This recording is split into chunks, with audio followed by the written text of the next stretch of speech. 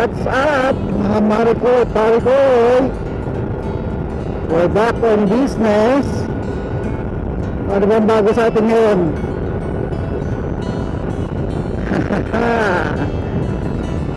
So, may bago tayo. Ito ngayon, ito test ride natin.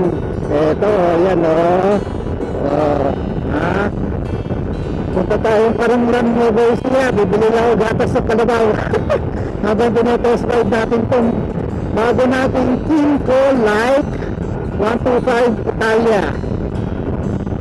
So ito yung pinalit ko doon sa Rossi Classic 250. So classic pa rin yung looks itong motor na to.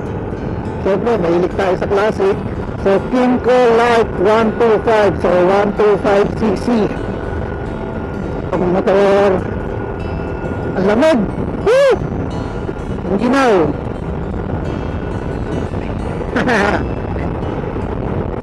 Takbong pogi lang tayo, yan o, 60 lang tayo.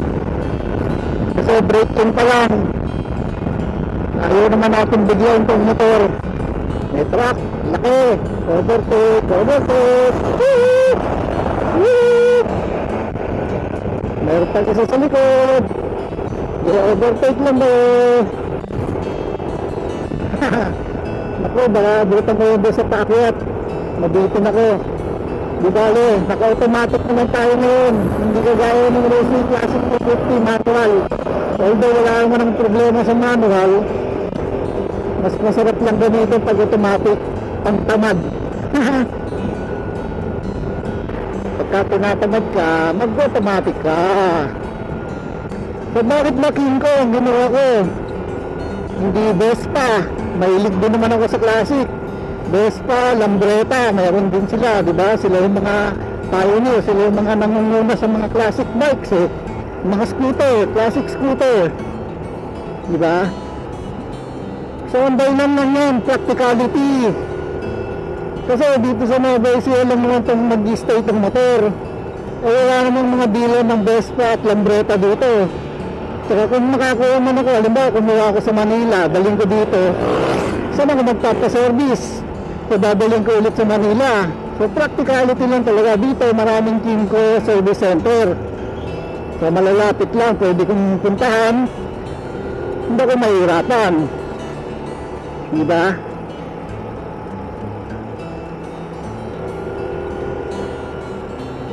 Ayan, mga bikers. Binala ko rin sana mag-bike na lang eh. Kasi para nga ma-braking tong motor. So magmotor tayo.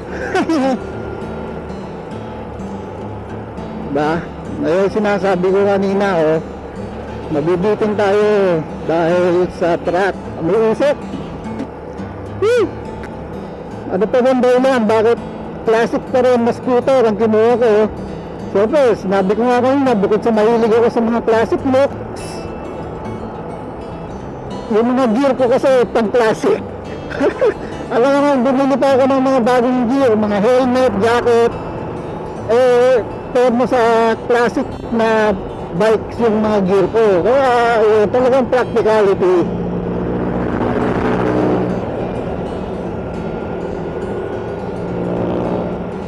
So, bakit ba scooter ang kinuha ko? Hindi yung mga mas malalaking displacement, malalaking cc, mga 400 para pwede sa highway.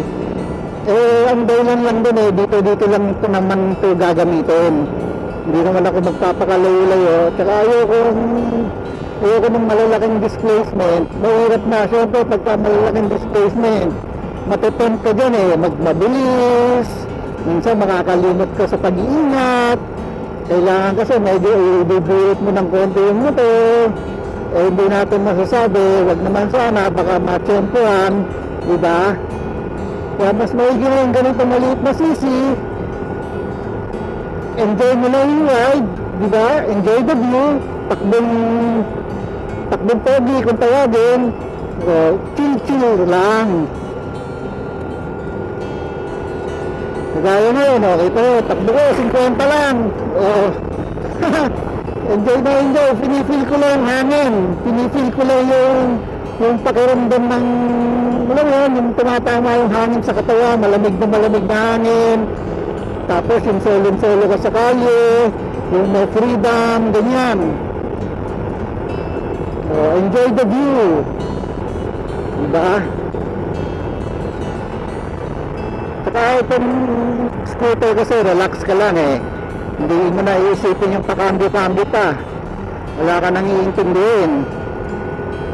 Although exciting yun, talagang mas maganda kasi yun nga, mahasa ka talagang gumamit ng motor, tapos malayo mararating mo dahil mas malaking displacement. Pero dito sa 125 automatic, side na ako. Tsaka Kinko pa, reliable naman ang Kinko. Sa Europe sikat na sikat to. May truck ulit, palalagpasin ulit natin yung truck, medyo lang magagawin konti. Yan, chill lang. Tapos alam niyo ba na ang Kinko, yung mga maxi scoot, yung mga 400cc and above na scooter, and to be exact, yung mga maxi scoot ng BMW, yung mga C-Series nila, C600, C650, makina ng Kinko yun. O, diba? Malaking kumpanya naman na talaga ang Kinko. Nag-start sila, partner nila ang Honda. Tapos nagsarili na sila, yun nga, na-establish yung Kinko, then the rest is history. So hanggang ngayon, namamayagpag pa rin sila. Yung mga maxi scoot nila, yung mga 400cc and above, magaganda. Yung Kinko Exciting, Kinko Downtown, yan. Tapos yung AK yata, AK doon, AK something.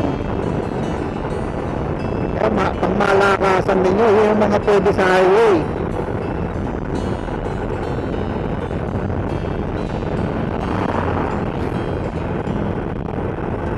So bago lahat, mag-montage muna tayo nitong motor natin. Pasok!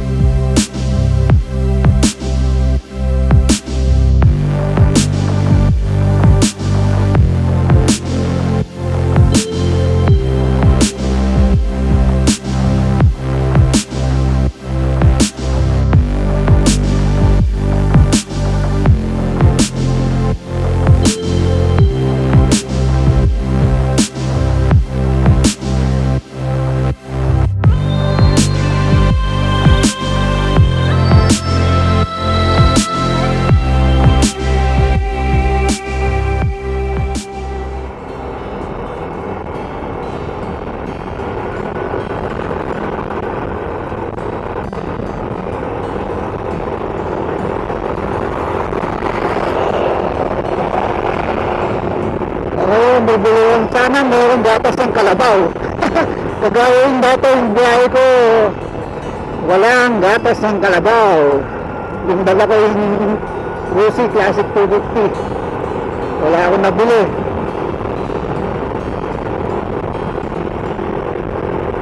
So dito sa area nito, maganda talaga magmotor dito. Dinarayo din to. Maganda rin magbisikleta dito. Na-feature ko naman to sa mga ibang video ko, sa mga nauna kong video.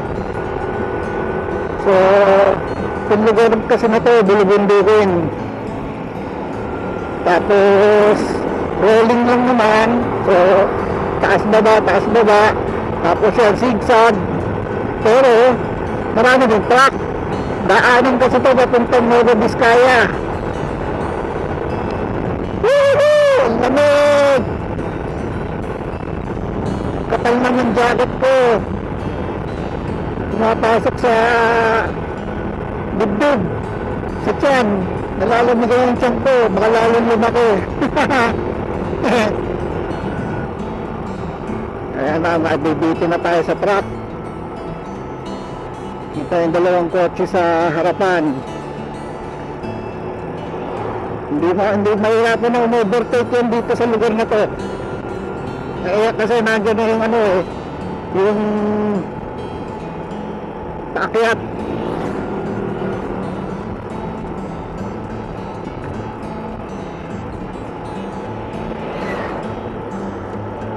Kahit naka-gloves, lamig. Namimigas yung mga kamay ko. Ayun yung paakyat.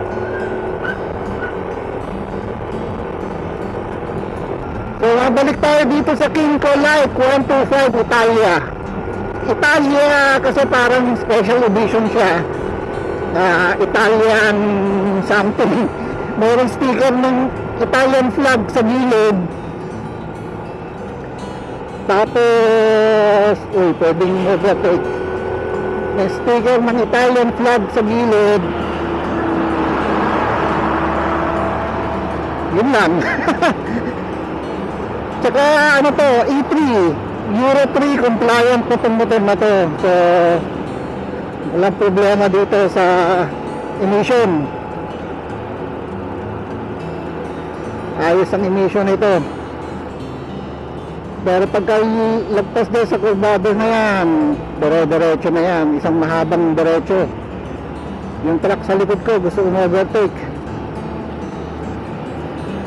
Ayun na nga, nauna pa sa akin overtake. May kurbado ulit dyan, delikado. Bahala kayo. Malalaki na kayo. Ayun pakaliwa kurbada.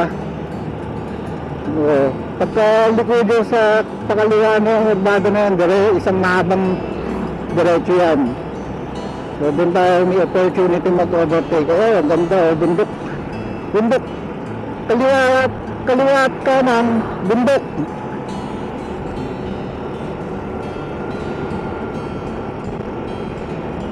Bigat ng laman itong truck. Siguro mga palay ang laman ito. Bigas, palay. Haba nitong pakurbado na ito pakaliwa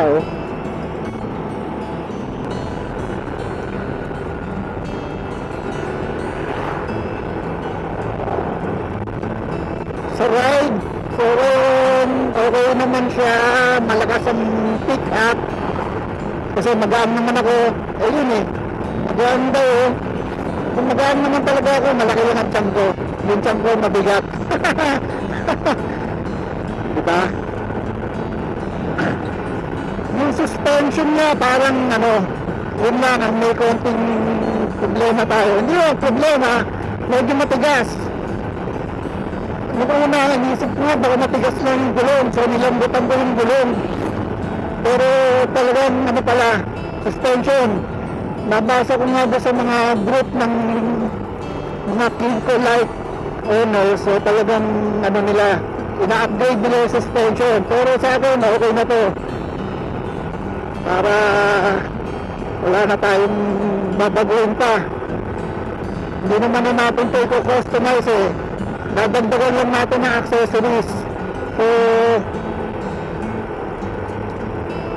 ang nilalagay natin dito, windshield, di ba? Maganda yung may windshield para classic na classic ang dating, para meron tayong windshield dito.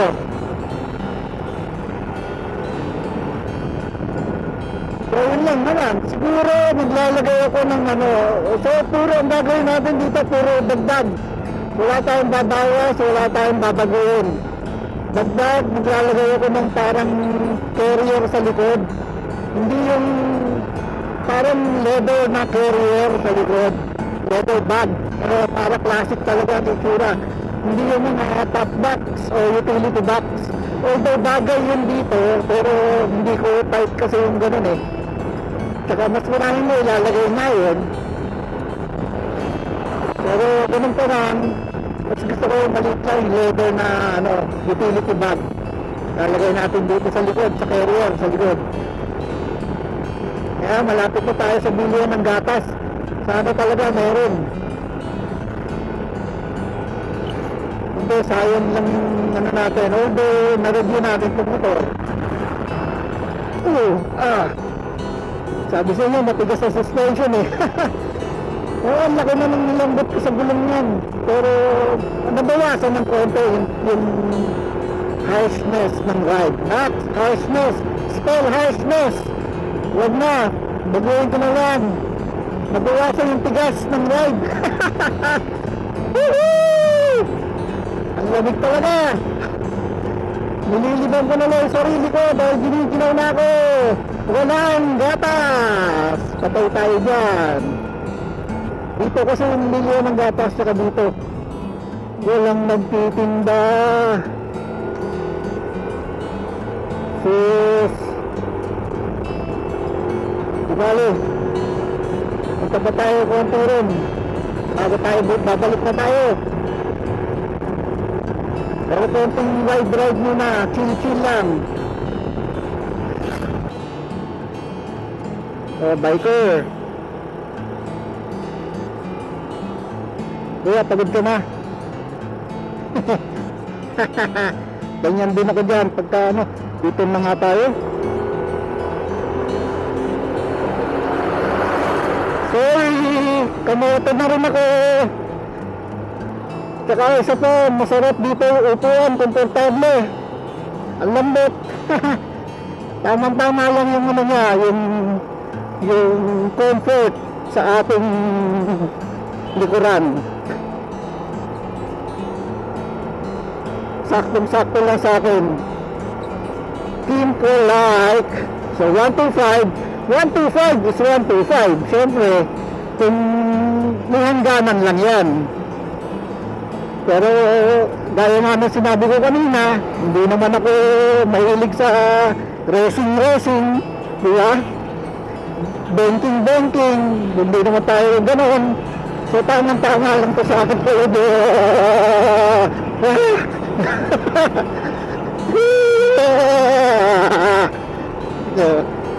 Nasaan nga ako na sinasabi ko kanina, yun, hindi naman tayo mahilig sa racing, sa banking. Tamang-tama lang sa akin talaga itong 125. Tsaka automatic.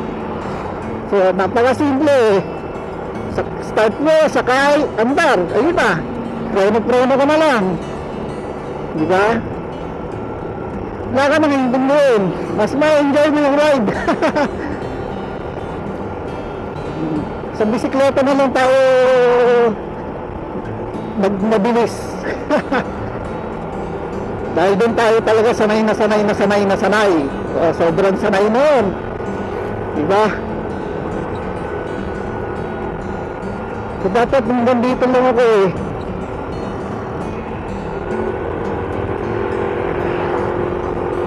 Hanap tayo ng magandang view para mag-picture. Hanap tayo ng magandang pwesto.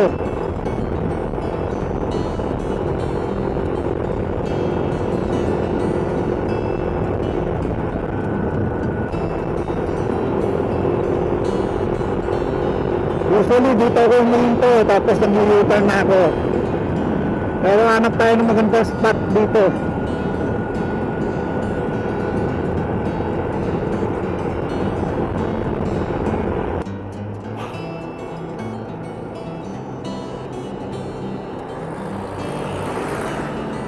Hindi naman tayo pwes doon sa mismong tumbok.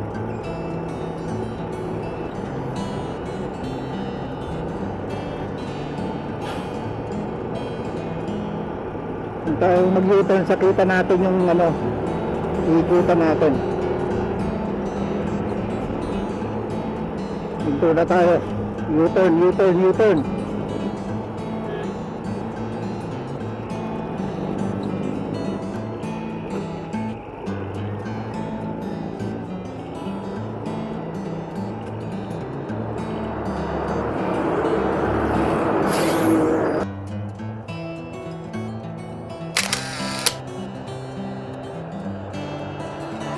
Picture, picture.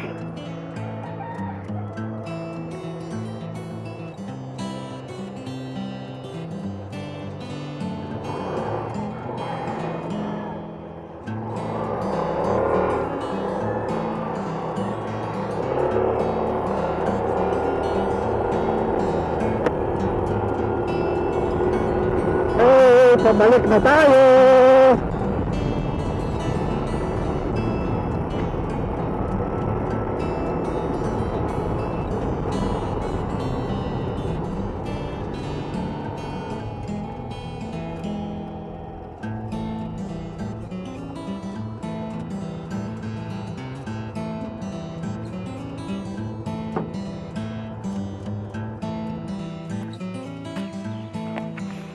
Ayan ang view. Ilog. Talavera River yata yan eh.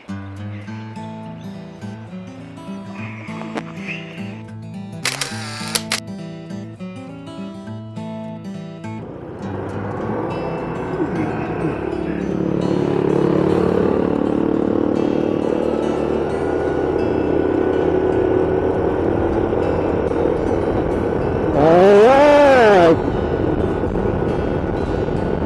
Tapos na tayo mag-pictorial. Balik na tayo.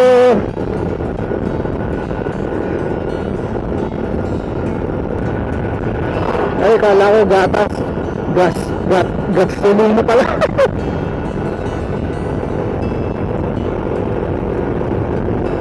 So, accessories na una natin lalagay dito, yung windshield. Nag-order na ako nun. Nintay ko na lang dumating, tapos kakabit ko. I-video din natin yun pagkabit ko nun.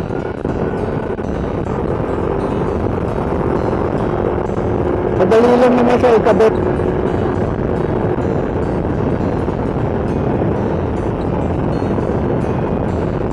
Sticker na, stand preview. Siyempre, retro, naka-Vans. Vans to, no? Yan yung nasabi na naka-gear na. Yung pantalon natin, may pads. Maon siya, pero may pads na siya. Tapos yung jacket natin, siyempre, may mga pads din. Tapos naka-full face helmet tayo. Kaya importante yung gear.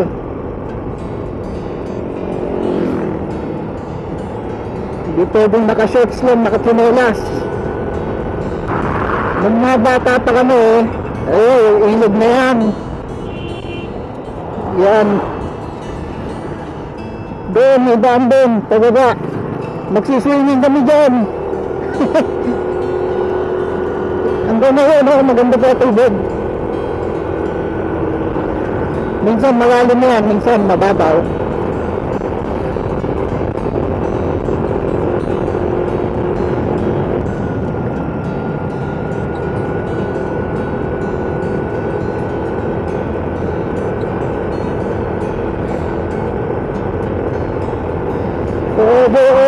Sa akin, okay na tong Kinko na to.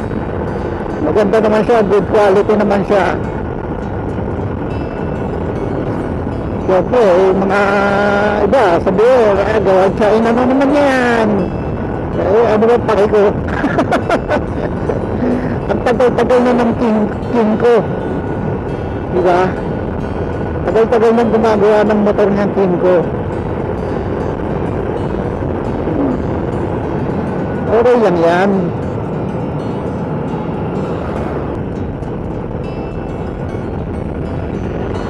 Wala talagang gatas. Ayun. Yay! Gatas. Asa magtitinda? Bili muna tayo.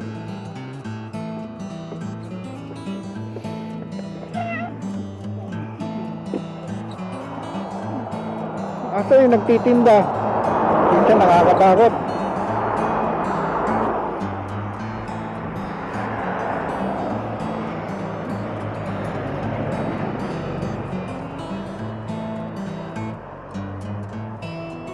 Tayo ang gaang.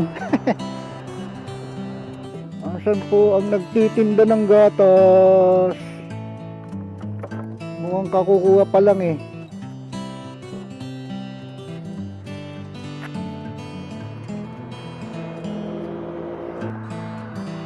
Wala naman nagtitinda. Asan kayo ay nagtitinda? Magkano po? 2. Ha, 3 na. Hindi niyo pa po kung may maiiwan pa isa. Eh, masyadong marami. 3 na.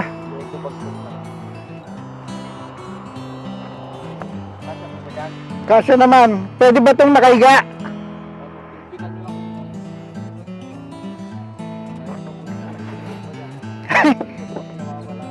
Eh, kung may susok, sige, kunin ko na lahat. Lian mo na. Kahit pang 3 days po yan, basta nakalagay.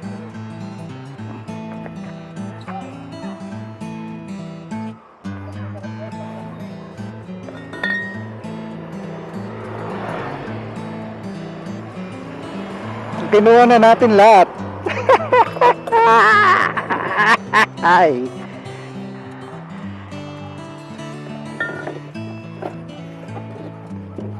Kanina pagdaan ko pag ano, kakala ko wala eh. Buti, bumalik ako. Diyan lang ako sa digdig nagpunta. Maaga po nahuhukot kasi ngayon lang medyo nagtagal. Medyo na late nung naggatas kaya... Ah, Pero dati po kasi bago magliwanag pa lang. meron na eh, di ba? Oo. Kaya kanina, sabi ko, wala yata. Buti ngayon, may natsempuan pa. Po nung dumating yung bilang yung naggatas eh. Kaya yun lang yung naggatas. Mabilis na po kami. Kaya natin Oo nga, kaya nga tsempuhan eh. Kaya pagka ano, inaagahan ko talaga rin eh. naman po kasi sabi ko bibili na kayo. Ah, Ganun kayo. Ganun po yung pagka budget ng walang maaga. Oo. ah. Kaya minsan natsempuhan ko yung babae nagtitinda. Ah, iba yun, iba yun. Kaya iba-iba yung nagtitinda, hindi sa kabila pumupwesto. Oo. Minsan yung po kasi nandun sa yung babae, Ah. alam mo silang natin ngayon, di ba anak mo sa kanila. Kaya, pero po yung talaga Oo. Sige. mag-order na kayo sa Oo, sige, papasabi ko. Thank you. So ayun, nakabili tayo ng gatas ng kalabaw. Alright. Tinakyo na natin 4 na bote.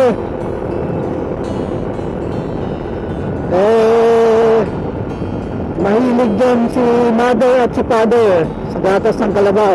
Ako sana huwag tumapon. Puro nakahiga yung pagkakalagay ko. Sarap naman yan, gatas sa kalabaw, lalo na yan, fresh na fresh. Pero kanina, nung pagdaan natin, papunta, wala pa. Pagbalik natin, mayroon na. So, kuha lang daw. Tsaka, na-tempo natin, hindi pa nabibili. Ang sarap niya, no? Sinangag, tapos tuyo. Wow! Wow, wow, wow! Masarap.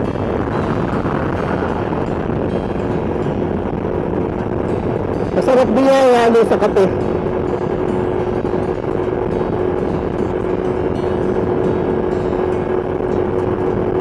Caramel's milk. O, diba? English version.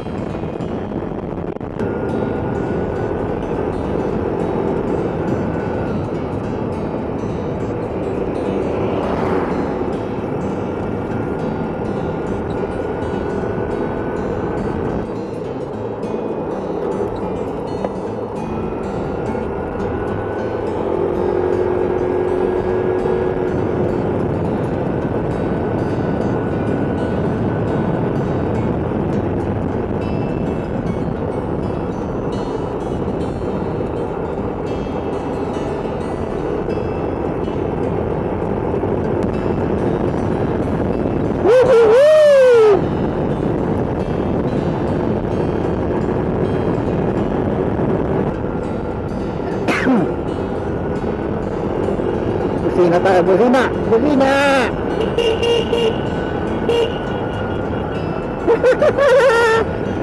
Ah!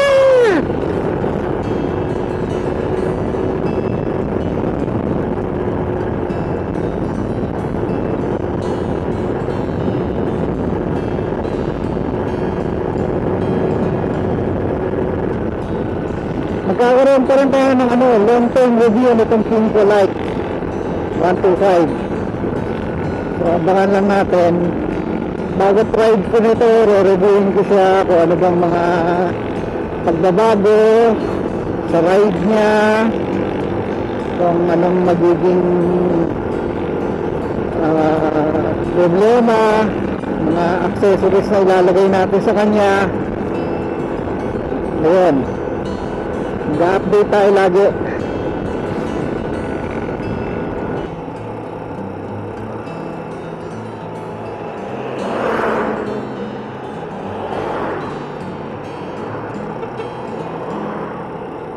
So yun mga mare ko, pare ko, hanggang dito na lang ang video natin. Mission accomplished tayo. Naipakilala ko sa inyo itong bago nating scooter, Kinko Light 125 Italia version. Tapos nakabili rin tayo ng gatas ng kalabaw, tinapiyaw na natin. Kesa maubusan pa tayo. So kinuha na natin lahat. Tayo na, umubos. Stay safe everyone. Huwag kakalimutan mag-face mask, mag-face shield. Iwas COVID. Okay? Bye-bye.